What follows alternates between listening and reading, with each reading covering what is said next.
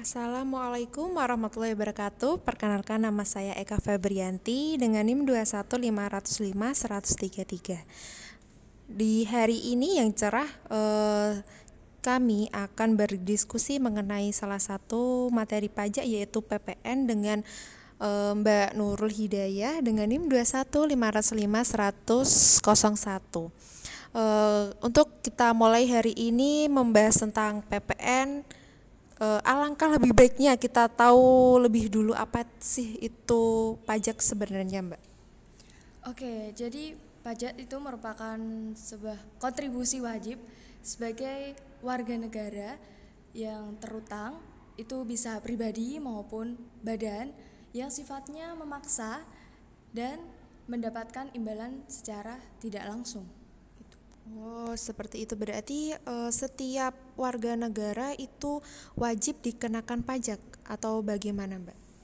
Setiap warga negara itu dikenakan pajak apabila telah memenuhi ketentuan yang telah ditetapkan oleh pemerintah dan Undang-Undang Dasar. Oh, baik. Berarti mungkin tidak semua masyarakat harus membayar pajak kecuali yang udah apa? Terdaftar gitu ya, sesuai dengan aturan yang telah ditetapkan oleh pemerintah gitu ya, Mbak. Oke, baik. Untuk lebih spesifiknya kita mulai lagi materi PPN. Nah, untuk PPN sendiri itu seperti apa, Mbak? Kita kan harus tahu apa itu PPN.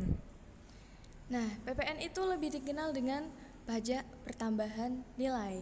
Jadi PPN itu merupakan pajak yang dikenakan oleh barang ataupun jasa dalam peredarannya produsen ke konsumen, gitu.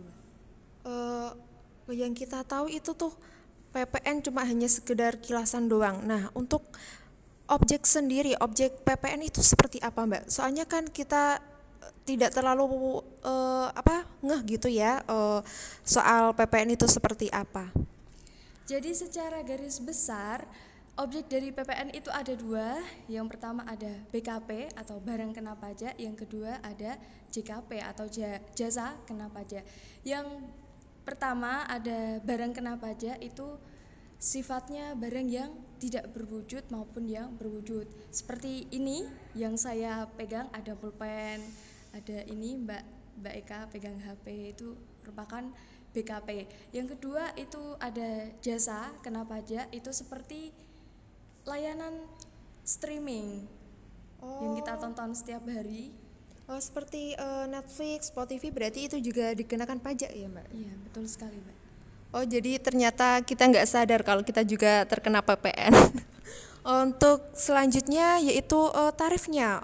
Kira-kira itu seperti apa? Soalnya kan kayak tadi Netflix, Spotify, kita kan nggak ngeh kalau kita ternyata juga membayar pajak. Terus sebenarnya berapa sih kira-kira tarif yang dikenakan oleh PPN ini?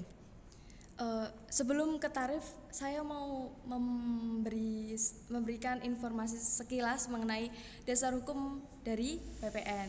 Nah, pada awalnya PPN itu diatur dalam Undang-Undang Nomor 6 Tahun 1983. Nah, untuk pengenaan tarifnya sebesar 10%. Namun ada perbaruan, yakni pada Undang-Undang Nomor 7 Tahun 2021, berlaku sejak 1 April 2020. Jadi sejak kemarin itu PPN tarifnya sudah naik menjadi 11%, gitu, Mbak. Oh, jadi ada kenaikan ternyata ya untuk apa tahun ini, karena mungkin karena juga pandemi kali ya, Mbak ya.